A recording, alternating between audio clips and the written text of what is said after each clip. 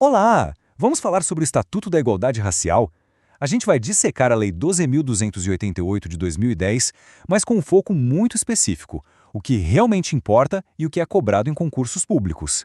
A ideia aqui é a gente desvendar, juntos, a estrutura e os pontos mais importantes dessa legislação que é tão fundamental para o nosso país.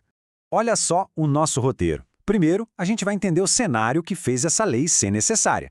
Depois, vamos mergulhar a fundo nos conceitos e nos artigos que são cruciais para as provas. Na sequência, a gente vê como a lei sai do papel e vira prática de verdade. E, por fim, uma reflexão sobre o que ainda vem pela frente.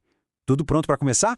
Bom, vamos lá. Antes de sair decorando o artigo, é fundamental a gente entender o porquê dessa lei existir. Qual era a realidade que tornou o Estatuto não só importante, mas absolutamente necessário? Os números, como sempre, dão a resposta mais clara para a gente. Vamos começar com esse número que já diz muita coisa. Pensa só, menos de 40% das grandes empresas no Brasil se preocupam em ter metas claras para garantir um salário igual para a mesma função, independentemente de raça ou gênero.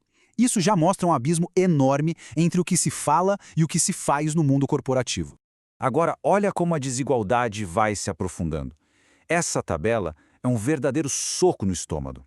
Em 2022, para cada real que um homem branco ganhava, uma mulher negra recebia menos de 26 centavos. Isso é o retrato do que a gente chama de desvantagem interseccional, quando as barreiras de gênero e raça se somam, criando um fóssil ainda maior. E esse gráfico aqui mostra o topo da pirâmide, onde as decisões são tomadas. A subrepresentação é gritante. As mulheres negras, por exemplo, não chegam nem a 2% dos assentos nos conselhos. É para combater essa estrutura toda, e não só casos isolados, que o Estatuto da Igualdade Racial foi pensado. Certo. Diante dessa realidade toda, como é que a lei responde? É aqui que a gente entra no coração da nossa análise. O Estatuto da Igualdade Racial. Ele é a principal ferramenta jurídica que o Brasil tem para combater essas disparidades estruturais que a gente acabou de ver. Então, e aqui está o pulo do gato, o ponto mais importante. A lei não está falando só daquela igualdade formal, que está no papel e diz que todo mundo é igual perante a lei. Não, o Estatuto busca a igualdade material. O que significa? Significa criar mecanismos de verdade para corrigir as distorções históricas e garantir que a tal da igualdade de oportunidades seja real, palpável. Para quem estuda para concurso, as definições são tudo. E a primeira é essa: discriminação racial. Repara que o conceito é bem amplo. Não é só um ato de ódio, não. É qualquer tratamento diferente, qualquer preferência, que na prática acaba limitando os direitos de alguém por causa da raça ou da etnia. Logo em seguida, vem a definição de desigualdade racial. E a palavra-chave aqui, anota aí, é situação. A gente não está falando de um ato isolado de uma pessoa, mas de um cenário, de uma estrutura social onde o acesso às coisas é diferente por causa da raça. É o reconhecimento, na lei, do que a gente chama de racismo sistêmico.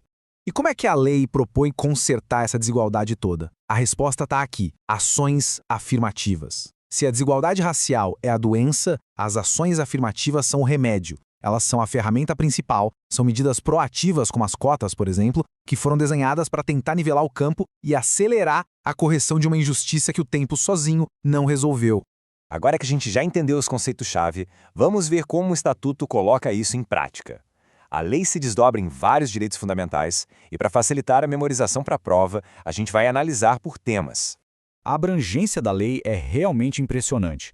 Ela não atua numa frente só, mas em várias áreas críticas onde a desigualdade aparece com força. A gente está falando de saúde, educação, cultura, da proteção às religiões de matriz africana, do direito ao trabalho, à moradia e até de como a população negra aparece na mídia. Vamos dar uma olhada em alguns exemplos concretos. Olha, se tem um artigo que despenca em prova, é este aqui. A obrigação de ensinar história e cultura afro-brasileira e africana nas escolas não é um detalhe, é uma ação afirmativa muito poderosa na educação. Ela busca reverter séculos em que essa história foi apagada e tenta valorizar a contribuição gigantesca da população negra na formação do nosso país. E só para a gente ter uma ideia da amplitude, vamos ver outros dois direitos. Na saúde, a lei cria uma política específica dentro do SUS para a população negra, porque reconhece que algumas doenças afetam esse grupo de forma diferente. Na moradia, ela direciona políticas de urbanização. Fica bem claro que a ideia é atacar a desigualdade em várias frentes ao mesmo tempo. A gente sabe que uma lei, por mais bem escrita que seja, só vale mesmo se sair do papel, né? Então, como é que o Estatuto da Igualdade Racial é colocado em prática? A lei, de forma bem inteligente, já criou os mecanismos para isso. O principal instrumento para fazer a lei acontecer é o SINAPIR, o Sistema Nacional de Promoção da Igualdade Racial. Pensa nele como uma grande rede que conecta o governo federal, os estados e os municípios. A lógica é simples. O município ou o estado cria seus próprios órgãos, como uma secretaria e um conselho com gente da sociedade civil, entra no sistema e a partir daí pode receber apoio e grana do governo federal para tocar suas próprias políticas. É a cooperação funcionando na prática. A força do Estatuto também foi muito consolidada pelo Judiciário.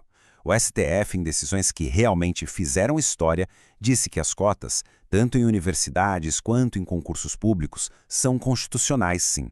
E, mais recentemente, equiparou a injúria racial ao crime de racismo, tornando-a imprescritível. Essas decisões deram uma segurança jurídica enorme para essas políticas continuarem avançando. Bom, chegamos na parte final da nossa análise. A lei existe, foi validada pela nossa Corte Suprema e tem mecanismos para ser implementada. Mas, com tudo isso, qual é o cenário hoje e quais são os próximos passos? Uma tendência global muito importante é conectar a pauta racial com a agenda de sustentabilidade, o famoso ESG. A taxonomia sustentável brasileira, por exemplo, já coloca a equidade racial como um critério para investimentos.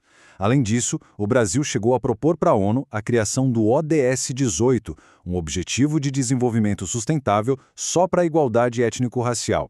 Isso mostra uma liderança do país nesse tema. E isso nos traz de volta exatamente para o ponto de partida. Apesar de todo esse aparato legal, a realidade socioeconômica muda num ritmo muito lento. Aqueles dados de desigualdade que a gente viu lá no comecinho mostram que a distância entre a letra da lei e a vida real das pessoas ainda é gigante. A lei é o mapa, mas a jornada, pelo visto, é longa e cheia de desafios. E a gente termina com essa reflexão. O Brasil tem uma das leis mais avançadas do mundo na promoção da igualdade racial. A pergunta que fica e que desafia a gente como sociedade é: o que falta, para além da lei, para a gente conseguir transformar essa promessa legal em uma realidade vivida por todo mundo? A resposta para isso é o que vai definir o futuro da igualdade no país.